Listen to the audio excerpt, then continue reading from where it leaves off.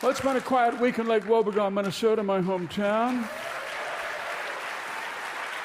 It was Thanksgiving this week, and the exiles came up from the cities for the traditional Thanksgiving, whatever that may mean nowadays. And then on Thursday, this ice storm hit, and the roads became slick and slippery. And you had this scene in house after house all around town. The mother, as the sun went down, saying, "It's awfully slippery out there," they say. "Maybe you ought to just spend the night here." And the wife or husband, the spouse of the exiled child, standing behind the mother, shaking their head. No. No, I think we'll head out on the road, Mom. We'll be just fine, said the exile. Well, I would feel a lot better if you would stay. We have a lot of bedrooms. All of your beds are still upstairs. And you can hear a hissing sound behind the mother. No. And they went on the road. They braved death rather than stay. Says something, I don't know what, I don't judge. They came for a short time, and that was good enough for them. It's a beautiful, beautiful holiday. The feast is the least of it, really. Pumpkin. No, it's all the leading up to it. It's a beautiful. People loved the church service. It's a joint service between the Lutherans and the Catholics. So this year it was the Catholics' turn. It was held up at Our Lady of Perpetual Responsibility, and big Lutheran contingent came in and all sat together in the back where Lutherans would ordinarily sit. And just looking at all the statuary and the gaze of the saints looking at you, and the Blessed Virgin standing up there in her little chapel looking at you with mercy, or is it pity? What hard to figure out, the Blessed Virgin.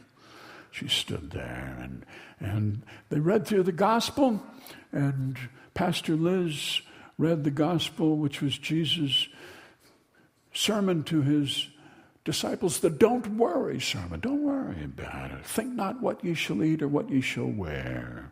The life is more than meat and drink. The body is more than raiment. Your Father in heaven, who knows you have need of these things, will see to you. Don't worry about it. There are more important things, which nobody believes, but it still is good to hear. It's good to hear. And then Father Wilmer read the long list of things that people are grateful for. They had passed little slips of paper up to him, and they were thankful for freedom, and democracy, and they were grateful for friends and family, and for butt warmers as well. And they were grateful for cell phones, which he misread as cellophane, and did not correct himself. And they sang, Nun danket alle Gott, and they sang, oh, what a beautiful morning, and they sang, where the air is so pure and the zephyrs so free and the breezes so balmy and light, I would not exchange my home on the range for all of the cities so bright, although people have been exchanging Lake Wobegon for big cities for 100 years, nonetheless. They sang it, and they all went home. 43 minutes flat out the door. It was good. It was good. And they went home to the dinner, whatever it was, pumpkin. And but it's all that's leading up the conversation, the people in a sociable mood. Down at the Bon Marché Beauty Salon Wednesday, crowded with women, older women who have now turned things over to daughters and daughters-in-law who for 30 years have not been allowed to touch anything so much as mix dough in a bowl, but now they have the whole thing to themselves. Women suddenly tacked to starboard, and they are down at the Bon Marché and Luann is doing their hair, and Lois is doing nails, and her niece Denise is doing facials. And when you have all three together, it makes an hour that you can sit there, and they put hot towels on you, and they give you a shoulder massage. It's so beautiful. It's like church, except the conversation is free-ranging because there are no men there. And so women talk about exercise, they talk about yoga, they talk about places on their body where they've never had a pimple. They talk about all sorts of things they would never talk about if men were there. They got started on the subject of food poisoning, and that was fascinating. They could all remember incidents where something they were responsible for was responsible for projectile vomiting. Among a people who are very shy about bodily functions and would do anything to avoid vomiting, they would lie for days in a dim room with a cold compress on their foreheads if they could. They remembered all these wonderful, wonderful stories. Arlene Bunsen remembered when she got the Indian cookbook, No Worry Curry, from her daughter-in-law, and she looked at it. She didn't actually make anything until that Thanksgiving, and she thought, why not? They're coming up for Thanksgiving. I'll show them that I used it, that I value this. And so she made all these interesting dishes, and the smell of coriander in the kitchen, and ginger and garlic, and also smoke, quite a bit of it. And the smell of wine. Arlene really got into the wine in the course of making this Thanksgiving dinner. She brought it out to the table, and it was all looked kind of crushed and broken. There was tandoori turkey. She wasn't too sure about it. She had been kind of tossing things into it at the last minute. She set it down, and the blessing was quickly said, and then they started in to eat. People went through 2 pitchers of water in about 1 minute flat. It just seemed to get hotter the more you ate. It just sort of increased and increased geometrically, and people who you never ever heard gas come out of suddenly were producing billows of gas. Clarence went in the bathroom, and he was there for 15 minutes, and when he came back out, he said, I don't recommend anybody go in there right now. You got to take my word on this. Her sister-in-law, Irene Bunsen, remembered making pumpkin cocktails, pureed pumpkin cocktails. And they sat in the kitchen, and they were a little bit close to the stove, which was on, and she didn't think about it. And then she mixed it up with vodka and served them up to 22 people standing outside on the deck. It was a very warm Thanksgiving. And she didn't think about it until all at once, 23 people turned to the left, leaned forward. It was like a Technicolor choir.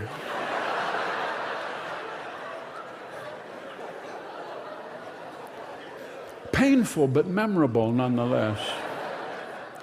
They sat there in the Bon Marché beauty salon with hot towels around them and looking out the window, and they could see Clint Bunsen over across the alley and just up a little hill towards the Lutheran church, and he was in his backyard. The sun was just going down, and he had violet Christmas bulbs on strings and strings of them wound around his neck, and he was climbing up a ladder to put them up on the roof. Irene got them from the Mercantile. She'd been looking at them for 3 years as the price has gradually been reduced.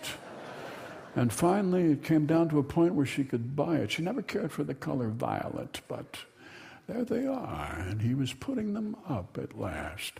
And he was walking on an icy roof, And they all watched him as Irene was telling her story about the time that her brother came for Thanksgiving and he reached into the turkey to taste the stuffing before the turkey was done. And he came down with a nasty case of salmonella.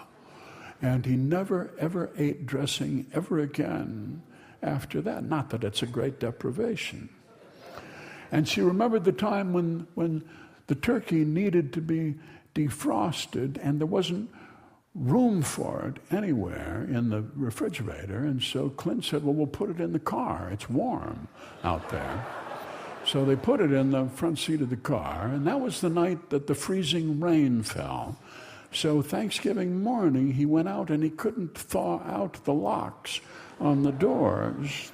And he couldn't loosen anything. He hit it with his elbow over and over. And finally, he got the hood up. They were all listening to the story about Clint as they watched him up on the roof, hanging strings of violet Christmas lights under the eaves, and then following the roof line up and down and around the chimney. He got into the trunk of the car, and he managed to force his way into the back seat. And he picked up the turkey, and he opened the door, the passenger door, with his shoulder. He banged it open, and just at that moment, he slipped, and he stood there balanced on the very edge of the roof, and his arms were windmilling back, back, back. He was like a circus performer. They watched him. Secretly, they hoped he would fall, but he did not fall. He got his balance, and then he edged towards the roof. Irene was galloping up towards the house, not to rescue him, but to tell him that that string of Christmas lights was crooked. She was galloping up there, and he saw her coming, and he was distracted, and he slipped on the ice, and he hung onto the gutter with one elbow and his right foot. He hung on. Big circles of violet Christmas bulbs around his neck. And then one whole string of them went out. A whole string of lights. It was an old-fashioned Christmas light string, the kind where if one bulb goes bad, all of them go out. And now you have to unscrew each one and put in a fresh bulb to find out where the burnt out one is. People saw him doing this as he was hanging onto the gutter, as his wife was chewing him out from down on the ground. 100 people saw this, and everyone was thankful that that man was not them. They were not on a roof trying to bring joy and beauty into the world and cursing under your breath. No, sir. So it's slippery out there. Drive carefully. It's a good time of year to sit by candlelight. Everything is better by candlelight, you know that. Sit by candlelight, bake a little bread, listen to some choirs on the radio, and write a letter to somebody on a piece of paper with a pen, somebody who would appreciate that. It's that time of year. That's the news from Lake Wobegon, where all the women are strong, all the men are good looking, all the children are above all.